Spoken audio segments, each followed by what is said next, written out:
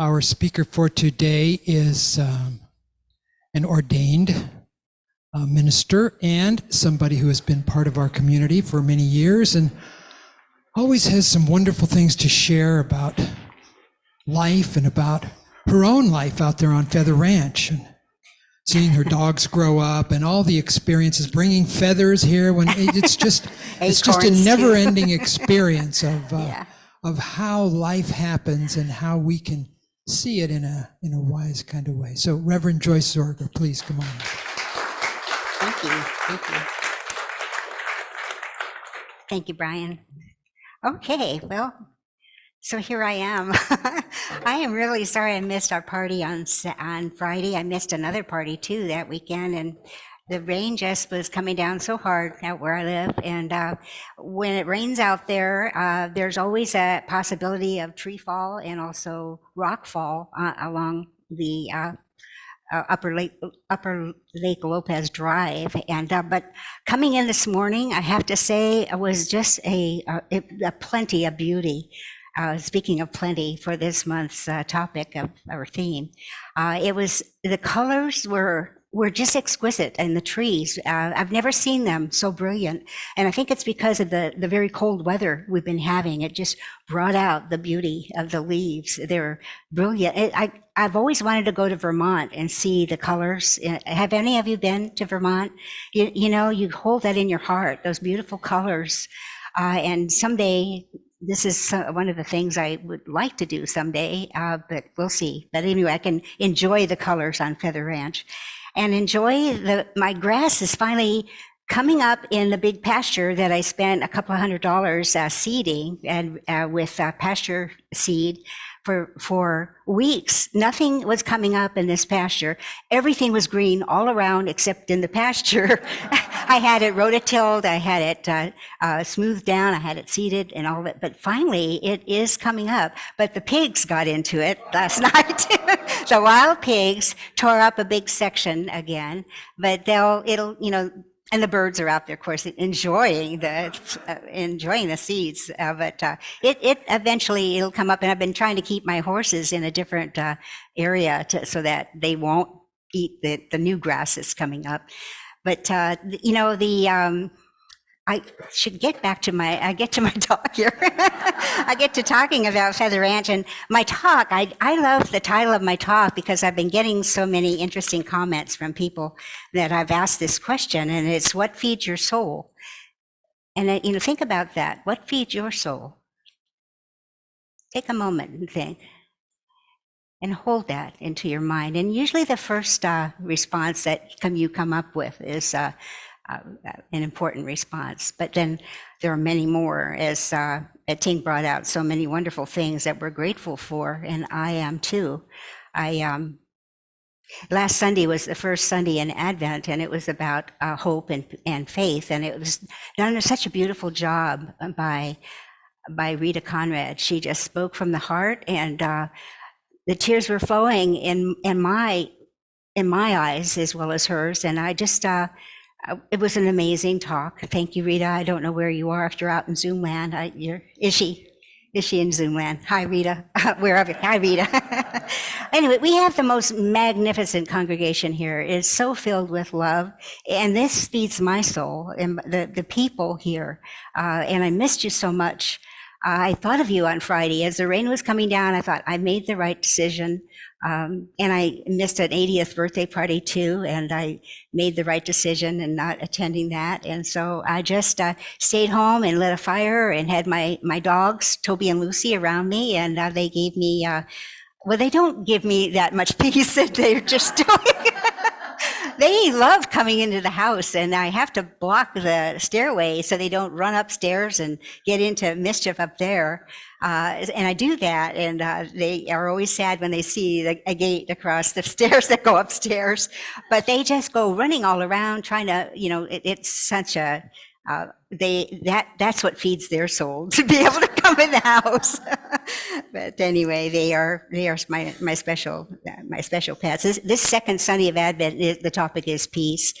There's a little book that I received. I'm always when I get information from Unity, they ask about these little booklets. I don't know, some of you may receive these, but this one was a Christmas of light and peace, and it arrived. And the first article in here I thought was appropriate, and I'll have to read the title of it. It's Making Peace with Grief This Christmas. And so it really spoke to me, and so I really paid attention to the words that were in this article. And one of the things that I highlighted just to think and rethink about is to, by my making peace for the holiday season is to accept, acknowledge, and allow. Accept, acknowledge, and allow. I accept it will be different. I acknowledge I may be uncomfortable. I allow the feeling and emotions to come as they may. Most of you know that my husband John passed away last March, and this is the first. The holiday seasons are a little more, well, not a little different. They're a lot different, and I'm moving through them with the support of friends. And when I ask myself, what feeds my soul? That's what came to me. The first word that came to me was my friends, because they seem to know exactly when to call me, when to send a card, when to say, we want to come over and visit. I feel so very blessed. I just, that moving through this time has just deepened my heart. And of course, I've always had a very strong faith, and faith is something that I rely on a daily spiritual practice. But just like with any practice, it has to be practiced. You need to remind yourself to do it, and to do it on a religiously, so to speak. And so my morning practice is always something that I treasure, and I manage to read these wonderful things from Unity, and also from my Science of Mind magazine. Most of you know I've been a religious science practitioner for 30 years. And one of the practitioner retreats that I was on back in 2009, they wanted the practitioners to have a partner and get together. And one of the questions was for us to ask each other, what feeds your soul? And so I found this little book. This little book is filled with wisdom and inspiration, things that I thought of, but mostly things that I have read of wisdom teachers that I feel that things come to me, and I believe that they are the gifts of spirit. They come to me somehow. It's something that I've read, something that I hear, it's something that during meditation or during my quiet time, it comes to me very clearly that this is what I need to know. It's been like a touchstone. I like that word, touchstone. It's been a touchstone to me, and it feeds my soul. I know that there's what I've been doing lately is asking my friends the same question, and toward the end of my talk, I will give you some of their answers, which I thought some of them were very interesting. And speaking of friends, I want to say how much I enjoy seeing friends. My friend Maggie Comstock, whom I've known for years and years, and she just showed up this morning. I'm so grateful to have you here, Maggie. I sent her a picture. I sent her I'm learning how to use my iPhone and sending and texting and pictures and all. And I did manage to send her this photograph that I thought was so beautiful. I'd like to paint it. I know I'm going to show it to Claire because she's the artist here and she does beautiful paintings. And I think I might try painting this photograph that I took. It has a lot of color in it. And also the green grass coming up in the pasture. I like that idea too. And also Ennis and his wife Tricia. Ennis goes back to how I've met him is through him having, It was the story is too long, but he has our 71 Ford truck and he took the camper off of it and he's restoring it. And this is the truck that John and I used to camp in. And he drove out to my ranch a few weeks ago to show me that it starts, he can drive it. And, and it had only like 50,000 original miles on the engine. And so it was, he's happy to have it and he's been working on it and it's running. And that brought back so many memories for me when I saw that. And it doesn't have the camper on it anymore, he kept promising that he was going to bring his wife out to meet me because she's a horse lady too. And finally I get to meet her this morning. So Trish, I'm happy to have you here as well. And Susan, it's been so long since I've seen you. You used to come out with your friend and we'd sit on the porch and have a glass of wine and have some cheese and crackers. And she likes horses and likes to groom my horses. So that was good. And also Peggy came out one time and groomed my horses. So I'm going to have an open invitation to those of you who like horses. I have 2 left of my 5 and the rest of them are buried on Feather Ranch, and along with our dogs and cats that I had to make that decision to release them over the Rainbow Bridge, so to speak. So I'm getting thirsty, thinking when I get emotional, I get thirsty. I supply myself with so many memories. One of the things that, where's my book? Excuse me, I'm going to walk away from the podium. Somebody said, don't ever do that when you're up here, but there's something I want to read to you. Excuse me. Speaking of get back here.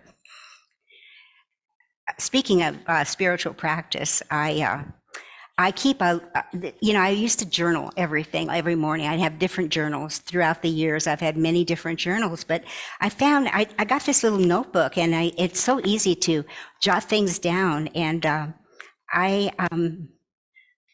if I can find that,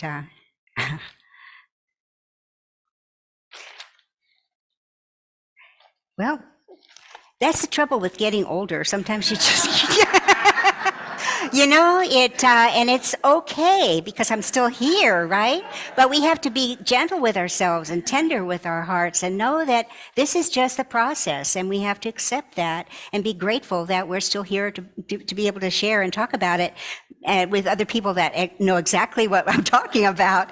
And I think soon I'm going to do another talk on the aging with attitude. I love that. But so anyway, what I was going to read to you, I don't remember what it was, but anyway, but thank you for being patient with me. God bless you all. I am so thrilled to be here. This being here and not working, but the joy of being able to put my talks together truly feeds my soul. I know I get more out of this than any of you probably. I hope you do get something from it, but I do appreciate you being here and being patient with me. There's a spiritual mind,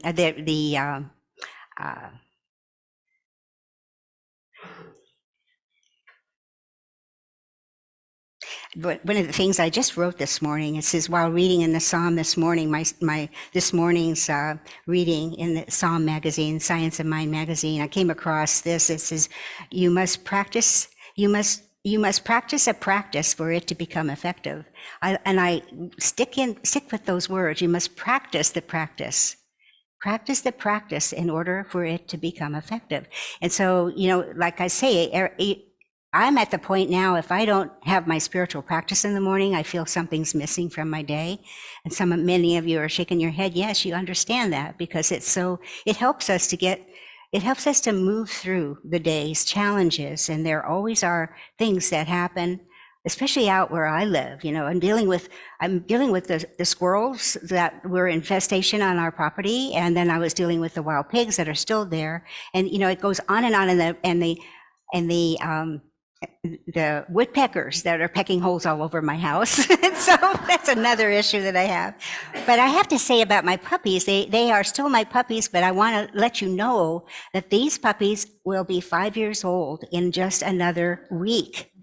5 years old, and I've spoken about them since I got them, and it was insane to get two at the same time. But I've been training them and raising them, and they're actually they're what feeds my soul as well. So something that I had here that I wanted to share, I'm just going to put away. So many things are happening in my life these days, and I have to stay focused. And I have to remember to do what I did with my puppies when I was training them, to sit, to stay. And then I'd say, sit, stay, okay. But what I say to myself is, sit, stay, pray, okay. And everything will be okay. And so that's what I am learning more and more, to do that, to sit, stay, and pray. I'm seeing people shaking their, yes, it's true. And you might remember one of those talks that I gave that way. When I went to my Science in My magazine, there's a featured article, and it's called How to Celebrate Christmas. And it was written by Ernest Holmes back in 1958. And it rang a bell with me because that's the year John and I got married, in 1958. Does that sound so long ago? And Ernest Holmes was the founder, of course, of religious science. And he said, he writes about living from Christ's consciousness. And it says, Jesus taught these universal truths. We are surrounded by a divine presence that presses against us everywhere. And I love your talk, Tink, because it really brought in a lot of unity and Science of Mind are so similar. Yes, they blend together, and they support each other in the philosophy. So this is what Jesus taught. He taught these universal truths. We are surrounded by a divine presence that presses against us everywhere. It's everywhere who we are.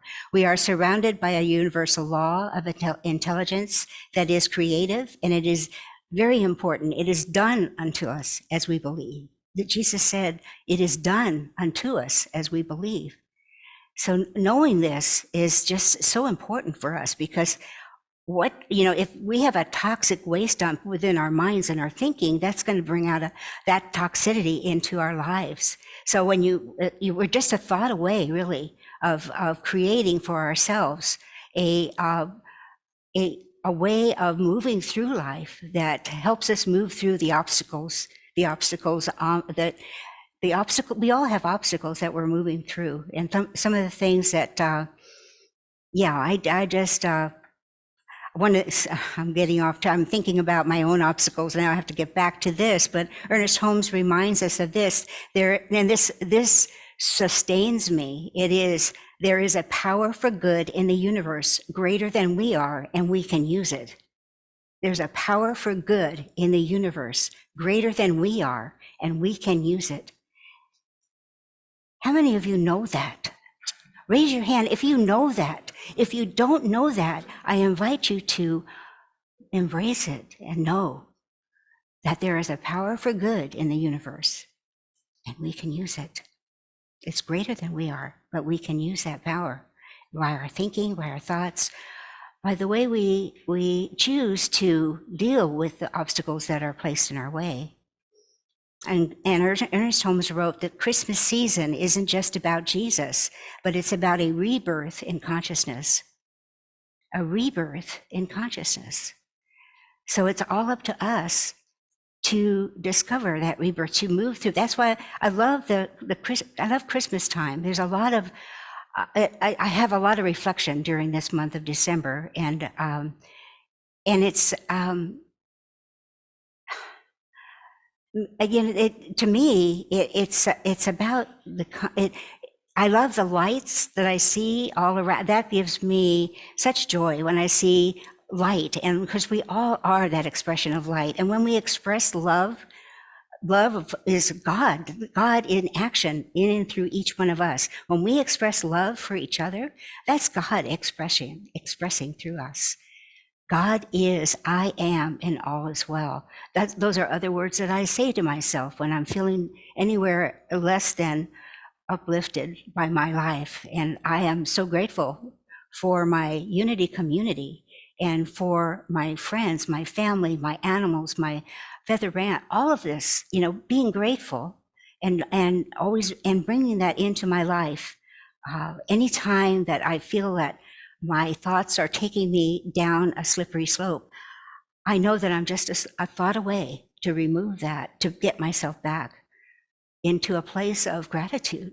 And that's why November being Thanksgiving, it leads into December, and it's all about allowing that flow of gratitude and not, even if it's feeling grateful for, there was a man in his 90s, and I called him one day and I said, how are you doing? How are you doing, Bob?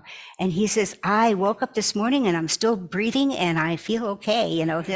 You're still breathing and you're okay. So I guess we need to be grateful for our breath and that we still have more to do. And as I said to when my mother was in her car accident in her 90s, I said, and she loved to dance and she was no longer able, she was wheelchair bound. And I said to one of the people that I know and very close to, I said, I'm so sorry that she was able to not be able to walk again, and that she survived this car accident, and here she is. She's 96 years old, and she's struggling with the fact that she can no longer do the things she loved to do. And this person, very wise person, said to me, Joyce, she either has more to teach or more to learn. And that's what I took on myself. We're still here. We either have more to teach or more to learn. Well, I was going to get, let's see, I talked about, one of the things I say to myself often, God is my strength and vision is his gift. And I feel, when I say that, I feel the strength that God is. And I know that the vision as his gift is how I see my days unfolding. That's the vision that I am gifted with. And it's up to me. I choose how I see my life evolving. Instead of falling into any kind of deep depression, I am able to focus on the things that feed my soul. There's so many things that feed my soul. And that's plenty, really. We talked about plenty of this month, and I struggled with a title that had plenty in the title, but what feeds my soul is plenty of good. And so I know that for myself. It says that I wrote down here, I realize that my inner work is important. There's so much work I have to do on Feather Ranch, but I know that my inner work is so important, and that inner work helps. I take time each day remembering some of the words I used, like I said, when I'm training my puppies about sit, stay, okay. Only I say sit, stay, pray, okay, and then everything is okay. So I surrender control. I surrender control to my higher power. I am conscious of being just one thought away or one prayer away from improving my attitude, fortifying my strength, and giving me peace of mind. Fortifying my strength and giving me peace of mind. So in closing, when I first asked myself this question, what feeds your soul? I had a lot of responses, and I was questioning my friends, and these are some of the things that they came up with. Family was one of the things that you may have thought of family when I asked you that question. Grandchildren, children. I love this one too, love and receive love.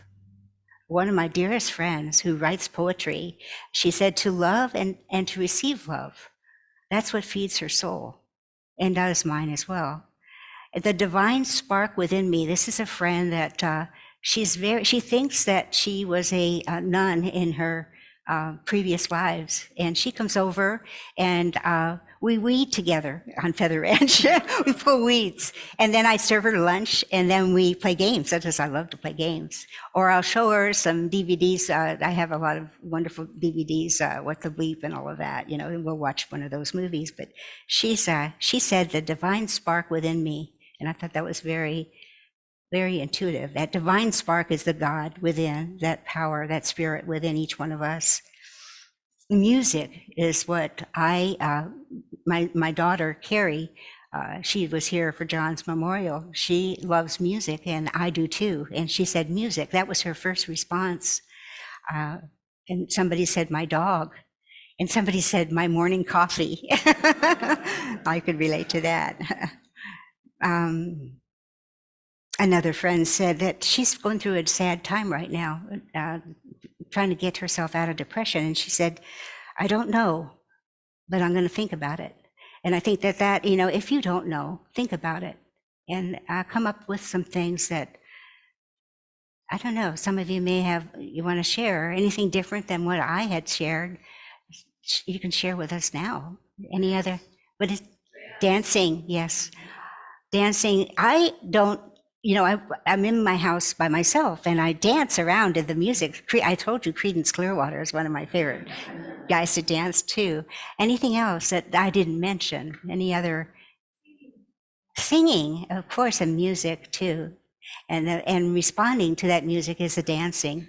Anything else that you'd like to share? Nature.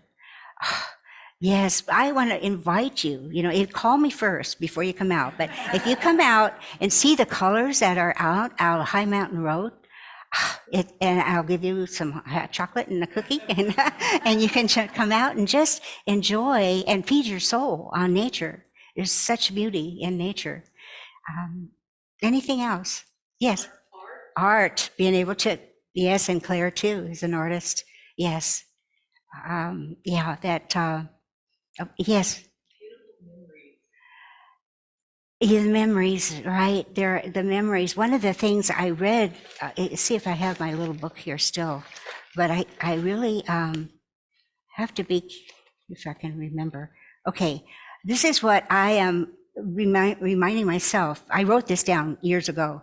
You can clutch the past so tightly to your chest that it leaves your arms too full to embrace the present.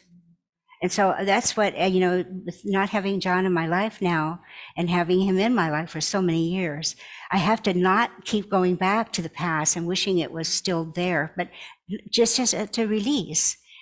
Do you like that, Susan? You wrote it down? You can clutch the past so tightly to your chest that it leaves your arms too full to embrace the present.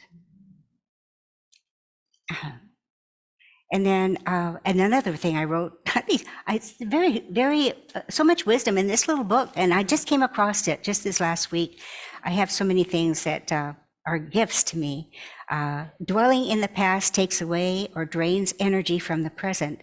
It's an energy drain. If we dwell too much in the past, it's an energy drain. When I find myself, this is what I wrote, when I find myself dwelling on events or circumstances or mistakes, I say out loud, it's over and done with, and there's nothing more I can do about it. It's time to move on and concentrate on today. So, these things are helping me move through this time. They really do. Yes, Claire? The love I receive from others feeds my soul. That's the love and to be loved. That's so important, to love and to be loved. Yes, Mel? To be able to love another person really feeds your soul. Yes. Anything else? It's beautiful. I want to hear your responses because the responses that you have feeds other people's souls as well. So take that with you and ask your friends, ask your family, what feeds your soul? Yeah. Okay.